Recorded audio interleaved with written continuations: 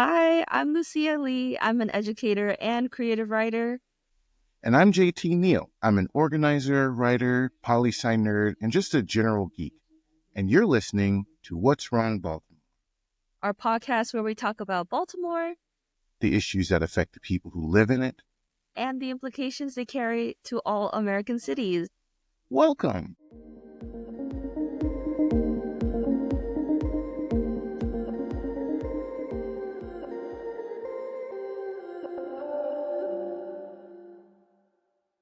Hope you're ready to sit back and do some listening, because we're going to do some talking.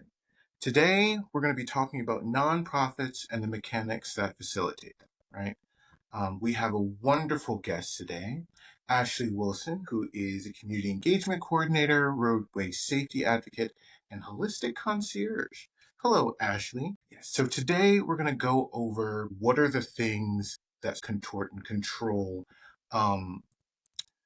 how nonprofits operate behind the scenes. Nonprofits typically have boards, just like any other ordinary business. But because a nonprofit is not a for-profit business, the dynamics of the board are different. And because the dynamics of the board are different, how they influence the actual nonprofit is also different. So, shall we jump into the stream of chat beside Conversation Street? That's a deep Yes. cut for some people who like. um, that's the first time I've ever heard that phrase in my life, I think. It is a deep cut for a certain kind of person who views certain kind of content. Some people are going to know what I'm talking Very specific. Yeah, maybe it's a good starting point to talk about what our experiences are around nonprofits. We don't have to name names, but maybe even just roles, unless you want to. I have been, a staff person. I have, been a contracted worker. I've also been associated with an organization that is 501c3.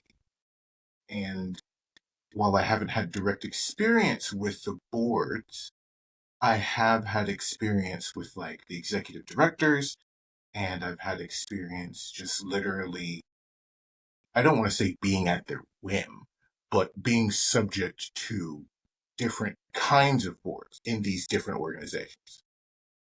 So that's me. Yeah, similarly, I've been in various educational nonprofits as staff. And I've also been in situations where the organization answers to not only the board, but also the school system and the school board. And sometimes those interests are conflicting.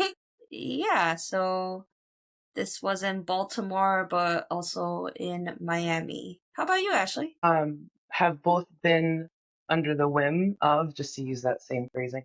But I also am actively on a board, and I also just had a conversation yesterday where someone was like, I wish you were on my board.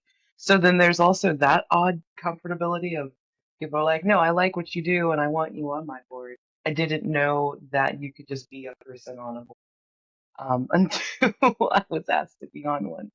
But I do recall having conversations in the past when I said, "What does it take to be on a board? Does it require certain qualifications, certain certifications, certain things of that nature?" Um, and in my lived experience now, no. Depends on what kind of board it is and what you're doing on it. But I guess I've lived both sides of these. Ashley, you have experience in a board as well as on the staff, and um, maybe does one experience reveal something that people on the other side of that experience might not understand or even have patience for? When on staff, my biggest wonder was why isn't the board more involved in what we are actively doing, and not necessarily, going out and doing community engagement, but if we had a member meeting, was the board there?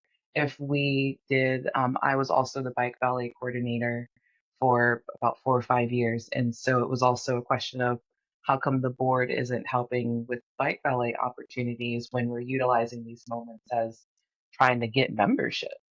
And then other small things where it's large community engagement, where my assumption is that a board would want to be involved in these ways outside of just making decisions. And that's when I learned what the difference between a governing board and an active board is. And when you're on staff, you're not told these things; you just find out. And so, Could you explain? to be yeah. So one is when it comes to a strictly governing board, they really do just approve things that, say, the executive director brings to them, or per what was discussed with staff. Um, there is not necessarily a obligation to be more involved.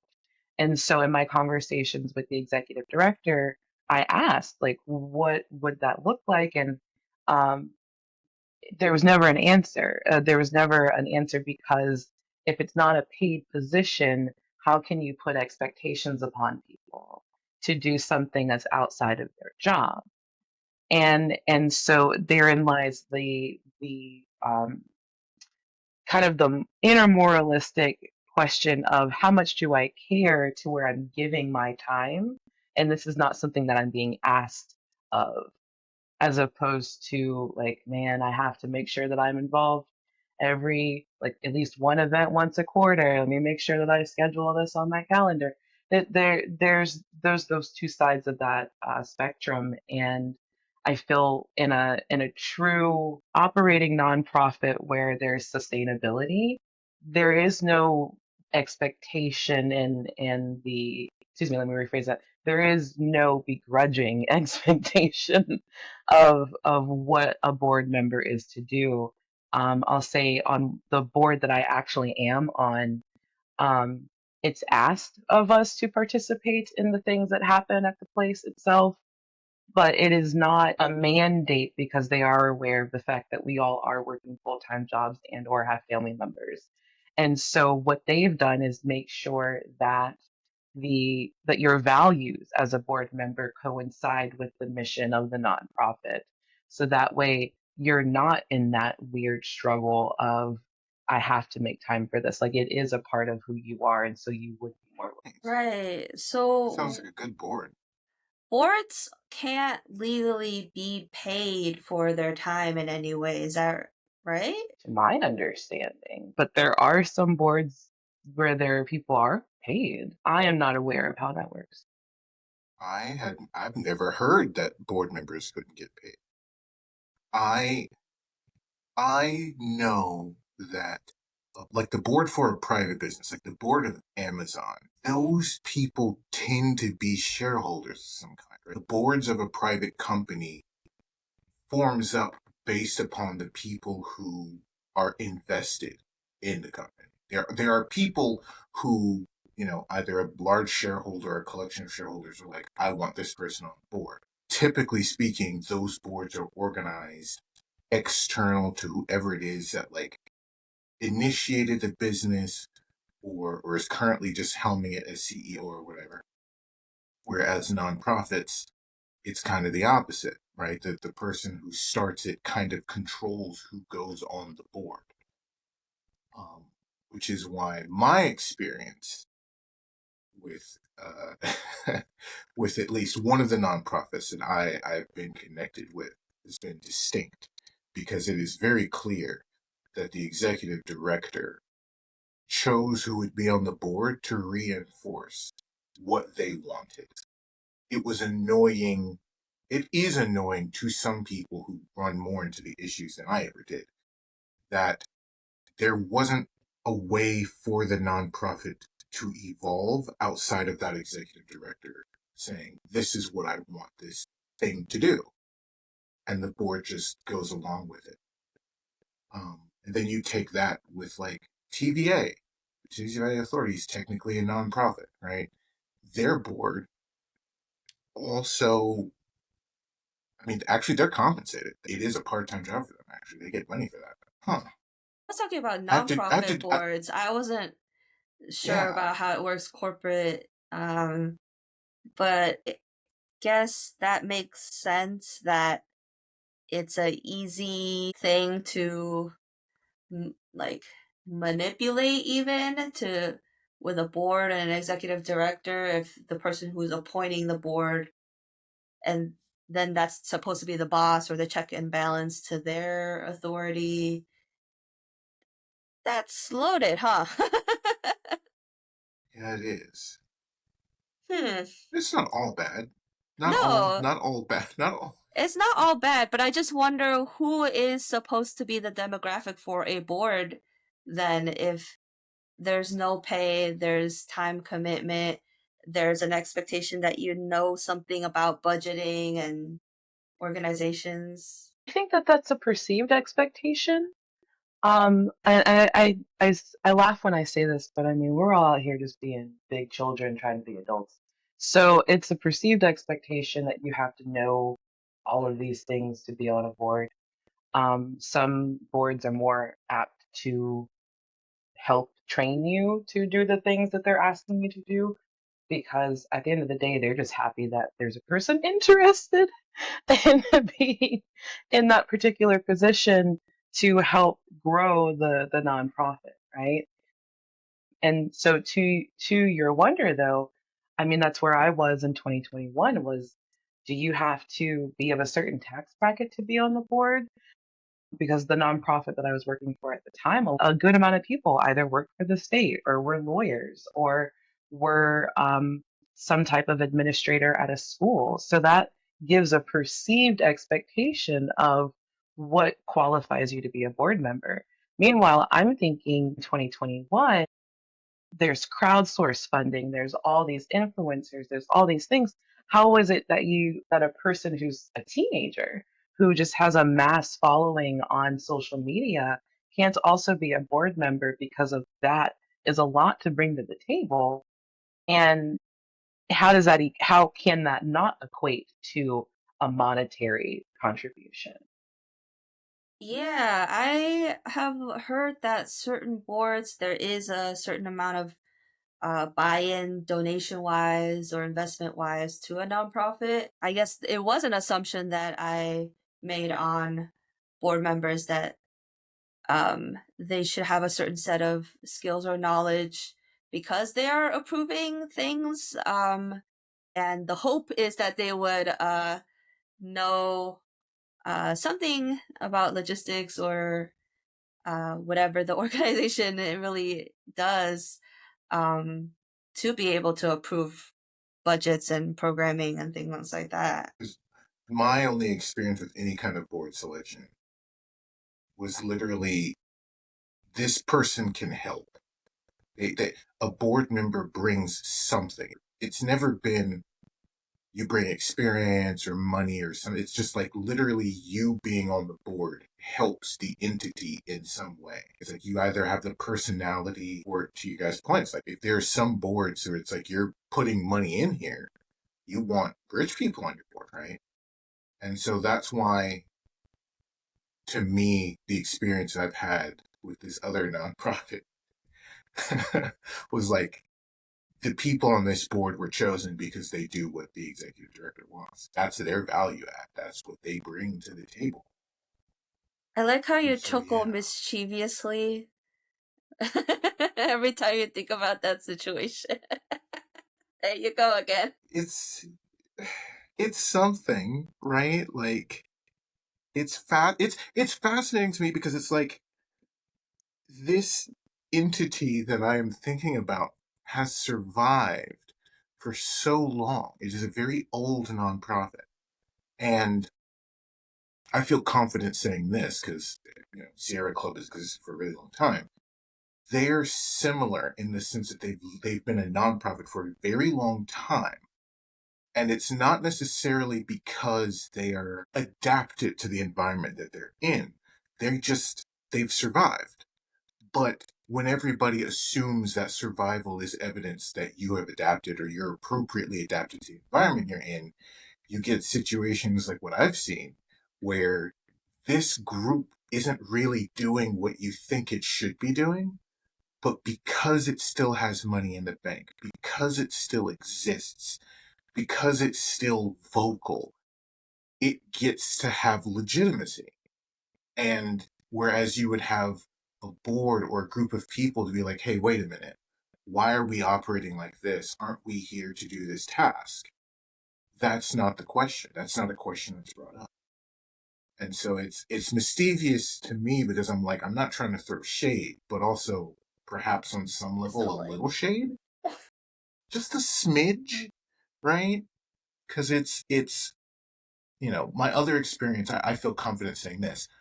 I'm involved with Sunrise Movement, and they have two nonprofits. It's the movement is encapsulated by two technically distinct entities, and because it's been constructed and built by young people, you have a board that's uniquely mixed of people who are really just, to Ashleigh's point, right? Like some teenage influencers, right? But then you also have like, of someone, a 50-year-old who's been in finance their whole adult life. And it's the juxtaposition of the boards has been fascinating just with Sunrise because it isn't the same as this other entity. It very much is like everybody here brings something to the table and we're all trying to figure it out. And there are constant questions about why are we doing this versus that? Why are we operating this way? And it's messy, but it's good. This is an organization that is truly firming itself up. And the other one, not so much. Yeah, I think there's definitely some barriers to entry that might not be like inherent to what a board structure is, but you have to have you do have to have a professional network of some sort to be asked to be on a board.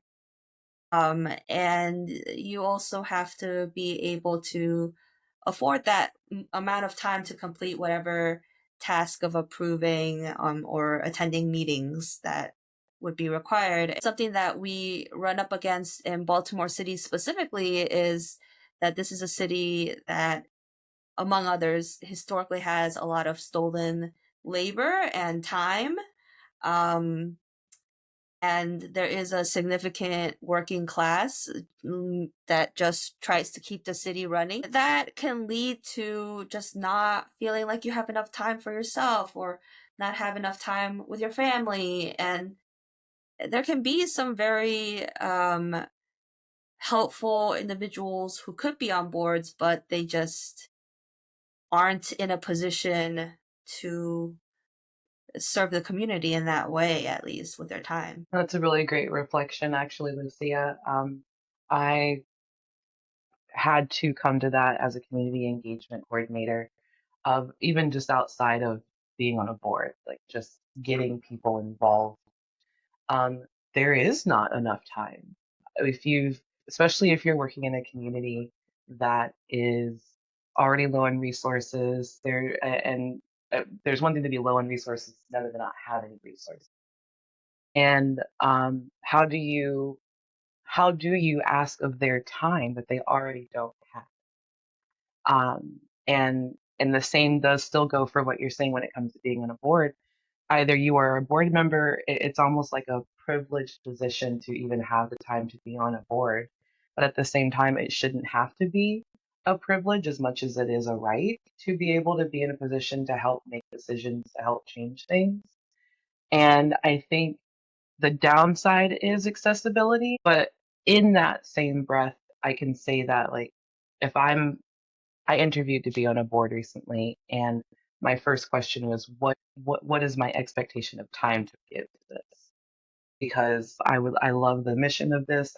I am a volunteer for a particular reason because I care about what they're trying to do. But I don't have the time. And I'm aware of the fact that I don't have the time. And so I think what I've tried to do to supplement that is again to volunteer, because in that ability to volunteer for a particular nonprofit that I do a lot of help with, you get put in positions that might not be on a board level, but there's still a level of responsibility that you can hold to contribute to the overall mission on a micro level. And I'm always thinking micro more than macro, even though I can see the bigger picture. And so like to be able to say, hey, I contributed to building that garden, that is something that you can do that's almost on a board level. The board might have approved for the ability to do it, but now you are executing what the board has approved. And so it's almost like they're the arm, you're the hand, is a way to circumvent the that being in that position. I love that you I think not say circumvent. so. I love that you're talking about volunteering because I am realizing there's a pessimism and like this idea of futility against these large problems. But a lot of these large problems are structured around stealing labor because labor is powerful. Your time, your labor is actually enough to start wars and enough to divide countries, right? So I think volunteering is powerful. I don't think it's futile. I think it's one of the most empowering things you can do. But it is obviously something that not everyone has excellent ethics around. um, I think volunteering is not a given. I also think that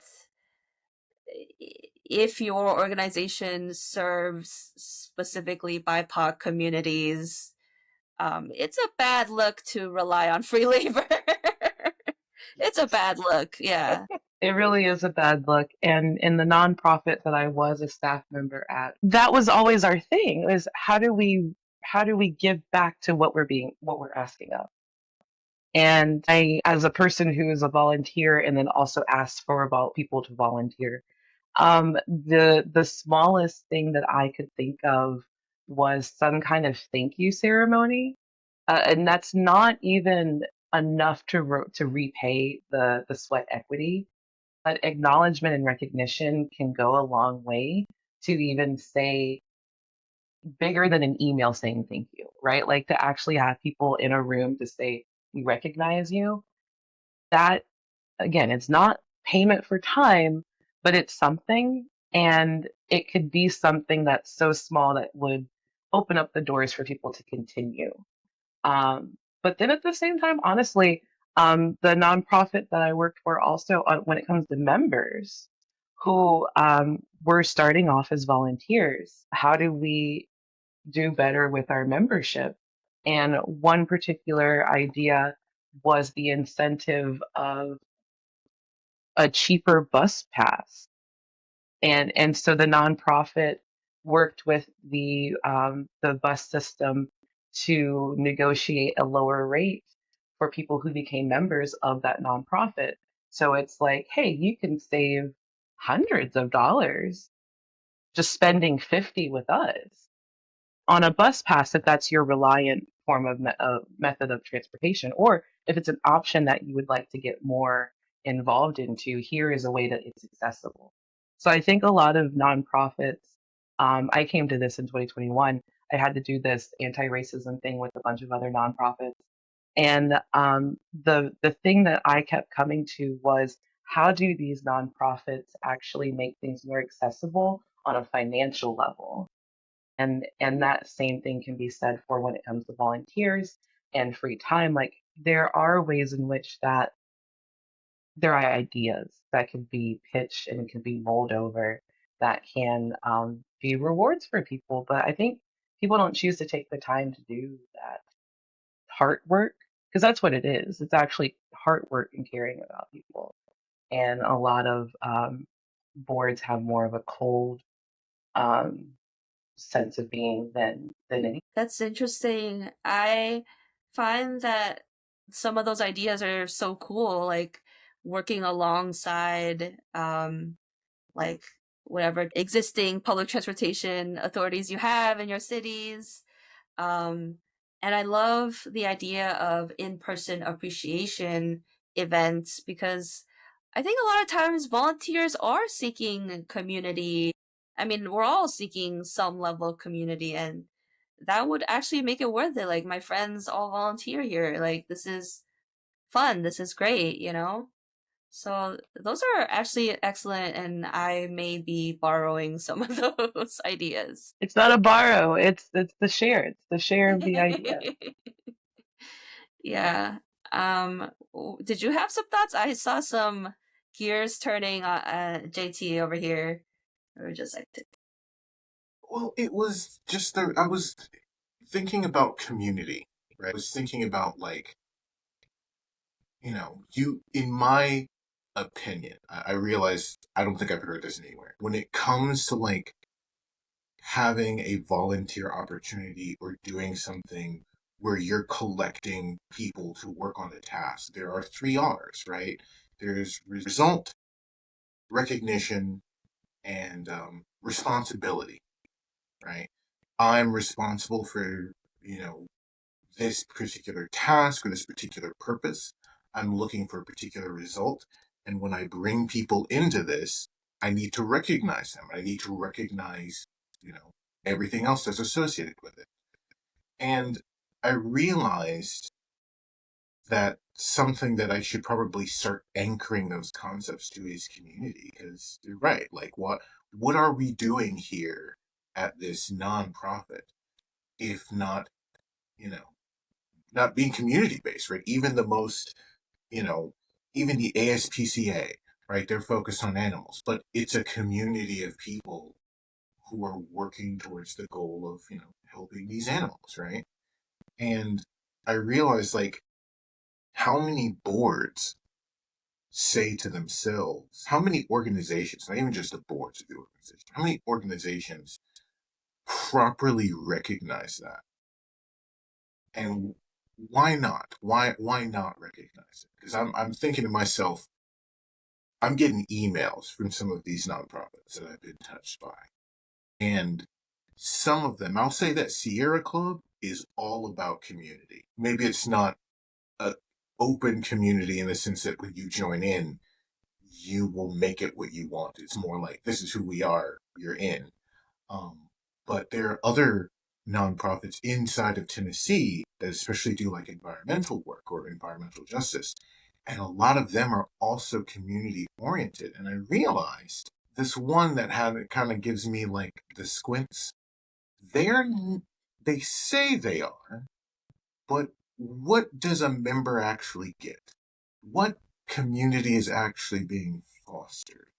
It was just that's what the gears that we're turning were. It's like what community is being built here? Are the people who are responsible for this organization, are they focusing on that? That kind of uh, chips away at the idea of how invested in the community the board ideally should be. Not invested necessarily, but like have real stakes within the community. Not to Yeah. call anyone out, but there is a certain CEO of a certain school district whose children go to not public school. So it's like, what are your stakes really in making sure that the system is running well? Mm-hmm. And how much of the system do you know, right? You're not ingratiated. The term stakeholder comes up so much. Go ahead, Ashleigh. To that though, I do want to say that I did not think I'd never used the word stakeholder until I got the job I have now. Prior to that, it was community member. So there's a hierarchy of labeling when it comes to nonprofit work. I'm also noticing. But the board that I interviewed for, that is one of their questions that they ask of you is, are you a neighbor? Like, do you actually live in this community to even be interviewing to be on this board to be involved? because what stakes do you have if you do not actually understand what's happening in this? Yeah, and I think that can become a problem when there's a discrepancy between what the board looks like just at face value, like what you can immediately see, and then what the staff looks like, and then what the community members who are being served look like. Not Here's a to be hint, it the, gets a little whiter. yeah, Gets a little I was whiter. about to say, like, I to be the poli sci nerd right now. Both the Democratic Party at the national level, but our local party is like trying to find the new chairperson, the new director, so to speak. And somebody brought something up, and Adam Conover has this wonderful YouTube video about how, quite frankly, what do you get when you're a member of the Democratic Party? What do you actually have say over? Because it's like the biggest complaint for the Tennessee Democratic Party that I've heard, like, I don't know if they'll ever advertise it, kind of is to that point, right? Like, who's actually making the decision of who's going to be the chairperson? That person, these people might not actually reflect the demographics of the party or even necessarily the demographics of Tennessee. Well, actually, probably closer to Tennessee, but these people are making a decision of who's going to be leading all of this, who's going to be leading this entity, this organization. And that person might not, like, that person, like, that's so far removed from someone who considers themselves a Democrat, right? And it's even more true at the national level. The kinds of person who should be in charge of the Democratic Party, they might not actually get their name probably won't be in the running, right? Or if it is, it's because absolutely everyone is like, oh, this person obviously is going to be on the list. And in those circumstances, there's always like a grumble, right? And it comes down to like, how am I a part of this community, right? If we're all here for the same reasons, why is it that when I say something or want to bring something to the table, somebody at the top kind of moves it out of the way? What incentive do I have to continue to participate in this? And it's an interesting thing just because it's the current fight within the party. For those who aren't poli sci nerds, when a political party loses like a big race, all kinds of crazy things start happening because everybody's like, it's your fault. No, it's his fault. And there's a lot of this, and it's messy. Spider-Man meme where they're pointing at each other. Yes, it is. It's literally the Spider-Man meme. But I mean, to be fair, there's some fracturing happening on the Trump side of things currently, yeah, which is also kind of funny. I would laugh at that too, actually. Both sides are pretty funny. It is fascinating to see, actually. It is deeply fascinating to see such a deep fracture showing up on the side that won. They've got both. They've got the entire Congress, right? They've got the presidency, and yet they are breaking apart. Yeah, I guess something I want to ask to both of you is how much do you value, you know, people who are native to the city that you are serving, in your input, in the board, in the staff, feedback? How much weight do you put into that? Because Nashville is a city that has changed drastically in such a short time that I am not even sure what the demographics are native to like transplant. Can I go first? Please do. So as a transplant, I'll be 13 years in March, and I actually love that you asked this question because I was hoping I would be able to comment on those first 3 videos, and so I think as a person who's not from here, and the reason why I moved here was for someone else's gain, right? To the point of like taking advantage of the resources that are in that city. Like I said, I started volunteering. I that's what I did back home, and as soon as I had that free time to be able to do that, because I was bored in the summer, I was just like, let me volunteer and get to know different places, get to know the city. I actually fell in love with Nashville due to its history because I kept exposing myself more and more to different parts of town. And in that you get to know people. And actually, there's a joke that I have with another friend to make me a T-shirt that says "Locals Only," because a lot of people I know are actually native to Nashville, as opposed to more transplants. And so, in that, do I have a stake in the what it is to be native to Nashville? Because I've chosen to connect myself to what that means, as opposed to only being here for work or only being here for I don't know, for something that doesn't have to do with the actual community itself. I actually know someone who like an acquaintance who moved here, and they didn't get the success that they were looking for in the 3 years that they were here, so they went to Baltimore because of the industry that they are working in has more opportunities there than here in Nashville. And so therein lies another thing where I think actually this person's missed by a lot of people he connected with here in the city, but they didn't find that connection with the city. And I'll admit that I've been guilty of that too, of like, what is keeping me here? There's nothing really keeping me here. Do I care about the people that I know? Absolutely, but there's nothing, they're not keeping me here. So like really I am choosing to stay here because I enjoy where I live and I enjoy what I can give back to it, even as a person who, works has worked for nonprofits. Most of my jobs are small Nashville businesses. They're not um, big commercial chains, or even getting involved in CSAs and like doing all these things that do with involving myself, inserting myself into the community. Yeah, Yeah, that's funny you're referring to the first episode. You really listen. Thanks. yeah. That is slightly different from my take as a native Nashvilleian. And this might be, it might be because I'm weird.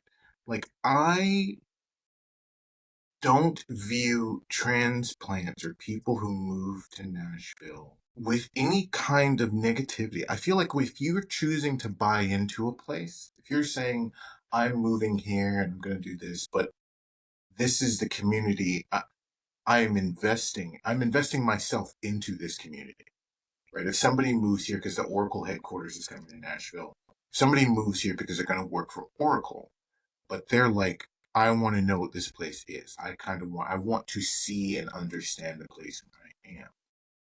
That to me is enough buy-in to justify just investing in them. I'm thinking my circles have moved. My circles used to be a lot more people who just kind of moved here and were transplants, but I've slowly been adding more and more natives, people who've lived here their whole life or who've been here to a point where I'm like, you kind of just are. You're a Nashvilleian, right? Like I feel like if you've been in a place for a decade continuously, I mean, you've seen, like what's the delineation, right? Like if I've been here 20 years, what's the substantive difference between me and someone who is born here? Especially with so much change that's happened. Like Nashville has changed so much that I also feel that like a lot of people who maybe moved here just 5 years ago might have a better connection to all of the new things that have shown up. They showed up in Nashville and connected to different community organizations and different just restaurants and businesses, and they are a part of the living city. There's the dead portion of the city that's just sort of its extended history, and then there's the living city. And for me, I think it's worth investing time and effort and energy into those people because they're here with the part that is alive. They are participating in the livingness and the liveliness of the place where I live as well. And to me, that's where I'm like, I want to participate in that as well. I don't just want to be like, I'm a native and I live here and my opinion matters more. It's literally like I'm a part of this city breathing and dreaming and sweating and getting tired and getting energized. The Nashville scene did a campaign during the pandemic that, in a way, was like tongue in cheek, making fun of transplants. It was a list, it was like 10 rules to do when you move to Nashville, and one of them was don't complain. So that was really interesting of a rule. That's so funny. I love that because there's also an influx of New Yorkers in Florida, and that seems to be a thing too, where they're like, a lot of New Yorkers are moving to the South and then complaining about it not being New York. Mm-hmm. I guess the other thing about like Nashville versus Baltimore for me is that um, Nashville has seen quite a fast rate of housing prices going up and gentrification. And I wouldn't say that is not happening here. You know, there is gentrification in Baltimore, but it's not at the rate that it is at other cities. Um, it seems to be like an exponential thing, whereas the hype, accumulates, the prices go up, you know, even faster. And the hype, I don't know if it's accumulated for Baltimore yet. But for Nashville, I would say the hype is there. Like I've heard a lot of people talk about Nashville like that. Um, and it's really interesting because I mean, I haven't been back in a while, but it's very different. It's very jarring. A lot of the businesses I frequented and knew about, even those were somewhat gentrified because they were catering to the Vanderbilt student experience, but it's is not like a lot of those things are just not there. And it's jarring. And I can't imagine what it would be like if I had spent my entire childhood there and I'm like 55 and this is what is happening to the city that I've always lived in. I would not be sure how to react, I guess. I wonder about animosity too towards that movement. Yeah, they've got that. I know those people. They feel some kind of way. I was I'm going to say, related most to of them. them live in Williamson County. Um, Oh, or Clarksville now. Clarksville. Yeah. No, a lot of the more Gen X and above, you'd be surprised at how many of them actually, I say that I've talked to a lot of them, um, just accepted the change and the growth as opposed to fighting against it, which in a way speaks to their generation, honestly. But that it's been funny to speak with someone and they know more than I do because they're keeping up, whereas I'm doing my own thing. Yeah,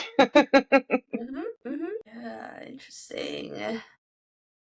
It's been weird because I'll meet someone and I'll be like, "Oh, I'm from Nashville." Like, "Oh, what's a great place to eat or to go?" And I'm like, "All the places I know closed down." Your guess is as good as Is mine. We Bastion need to still go to these around? places Bastion together. was cool. Bastion Sorry. is still around, yes. No, Bastion That is still was around.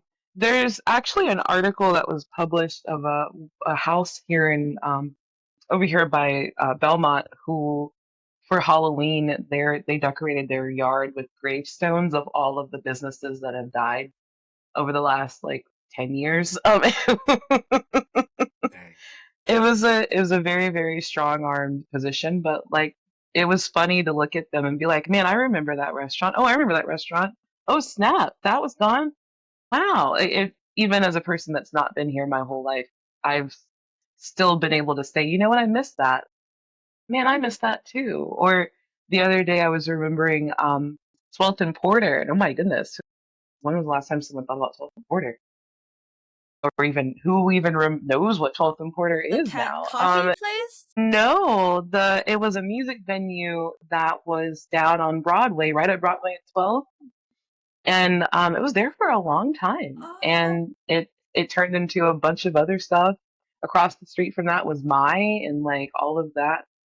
Ooh, all of that controversy with that club. Dang. Yeah, there's a lot has definitely changed, and I won't say it's been erased because people do still remember, but Mm. it physically is not there anymore. Well, I think development goes a little faster over there than over here in the sense that over here, if a business has not been there for a while, you can still kind of see the business was there sometimes because it's vacant or like the sign wasn't fully removed, or I can kind of see the remnants of a few blocks of what could have been a burgeoning Koreatown. Um, Mm, that's not as present anymore, which is really interesting. Um, but to kind of loop it back to nonprofits, I think that the base concept of transplant isn't in itself problematic, but I do wonder about organizations like Teach for America, where I can't help but feel like it's not necessarily encouraged to really dig deep into a city because your term is maybe like 2 years. Um, and I know everyone loves to rag on Teach for America, but I, it that is an example of a reoccurring thing with organizations under AmeriCorps sometimes, where they want people to move and experience a city from the lens of someone who is being paid AmeriCorps stipends and relying on food stamps even. And again, that in itself isn't wrong, but to encourage someone to move across the country or uh, to Florida and Miami and be on food stamps, and also leave within a few years, I feel like can lead to kind of exploitative, extractive kind of structures in these organizations. It's the extractive part that bothers me in particular. Not even just extractive, but abstractive. Like you're just like how somebody decides to participate in this program and they decide to do this. What do you think they're supposed to be like? How are they supposed to live as a human being? Right? How are they supposed to find the things they need, right? The community, the companionship, just like, life, right? If you're on food stamps, you probably shouldn't buy, paint or new reeds for your instrument. You can't participate in the activities that make you feel human. And in all of the different kinds of activities, right? You can't necessarily participate in hobbies or anything, right? You're just here to do this job, to do this work, then you get nothing from it other than the experience. And it's like, well, is the experience supposed to be suffering and sadness? And, Yes. like, are you supposed to go into Sorry. a sad place and be sad? Like, yeah, Well, no it's lie. all Before I very. started my teacher residency program, they were like, "This is gonna be the hardest 2 years of your life." They like really pushed how much it would challenge us, as if mm, to cater to that kind of individual who's very type A and go getter and rise to the challenge. Um, so yeah, actually, I think people want you to suffer so then you can go to, use that in your resume, go to a different city, get a paying job, and then have the credibility of I taught in the inner city in Baltimore, like I think that is a thing, like that you have to suffer to pay your dues in the nonprofit industry, which, obviously I disagree with. But I did suffer. I'm not a Catholic. I'm not here to suffer just to suffer, right? Like, I will yeah. say that's funny. I'll say that I've witnessed a different experience with AmeriCorps, but specifically AmeriCorps. Um, folks, we had some AmeriCorps. We called them Vistas. I was trying not to say intern, but Members? we had. members? Just us. So we had some at my former job, and they were. I mean, one of them ended up getting a full-time job with us. And then there was a few that I have befriended that are at Trevecca Nazarene who, I mean, they work there until until they term out, because you can only do it for a certain period of time, and they enjoy doing it so much. They don't talk like they're trapped there financially, I'll put it that way, but they they do continue doing the work there because um it's been a rewarding experience for them, and they want to continue to do the work to get that experience and for themselves, for their future, but also how they can give back to where they are. That's good. There must be a range of AmeriCorps experiences, obviously. I appreciate your time, Ashleigh. I appreciate your input.